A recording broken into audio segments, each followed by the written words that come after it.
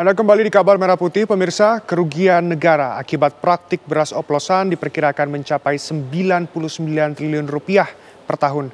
Anggota DPR mendesak pelaku diusut tuntas sehingga menimbulkan efek jera. Heboh praktik pengoplosan beras menimbulkan kerugian bagi masyarakat sebesar 99 triliun rupiah per tahun. Kerugian ini dihitung dari selisih antara beras curah yang dipasarkan seolah-olah sebagai beras premium. Menteri Pertanian sudah menyerahkan data kepada Polri dan Kejaksaan Agung untuk pengusutan.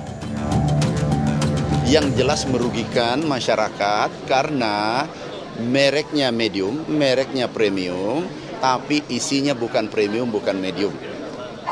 Itu adalah beras, sebagian beras curah. Sekarang ini kami sudah menyurat ke Bapak Kapolri, juga menyurat ke Bapak Jaksa Agung, memberikan data-data ini. Dan kami gunakan 13 lab seluruh Indonesia, supaya betul-betul hasilnya akurat.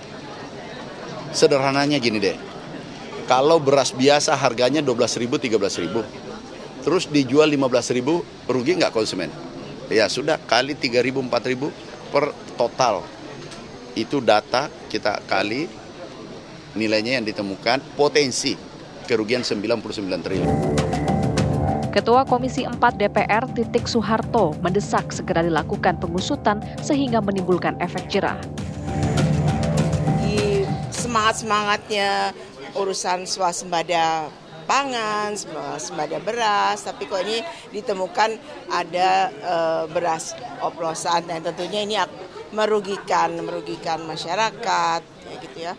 Yang mestinya berasnya kualitasnya rendah, dicampur yang bagus jadi beras premium yang kayak gitu.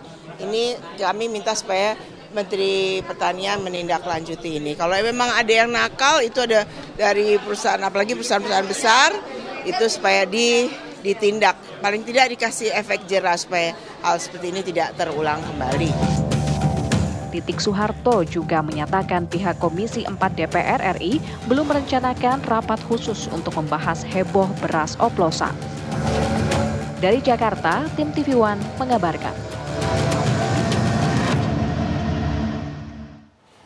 Pemirsa, mencuatnya isu beras premium yang dioplos membuat para pedagang di Kota Bandung resah. Para pedagang beras mengaku terdampak isu beras oplosan. Banyak pembeli yang kini beralih dari beras premium ke beras medium. Akibatnya, omset dan penjualan beras premium kini menurun. Sebelumnya, Kementerian Pertanian dan Satgas Pangan Polri menemukan praktik pengoplosan 212 merek beras dan 22 orang dari 6 perusahaan telah diperiksa. Tapi itu dites, kayak gitu. Oh iya.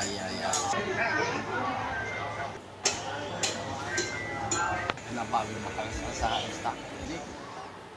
Di tengah heboh beras oplosan, harga beras di sejumlah daerah naik.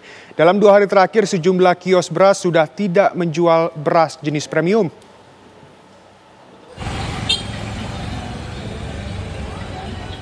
Harga beras di sejumlah pasar tradisional di Lebak, Banten mengalami kenaikan di tengah heboh beras oplosan.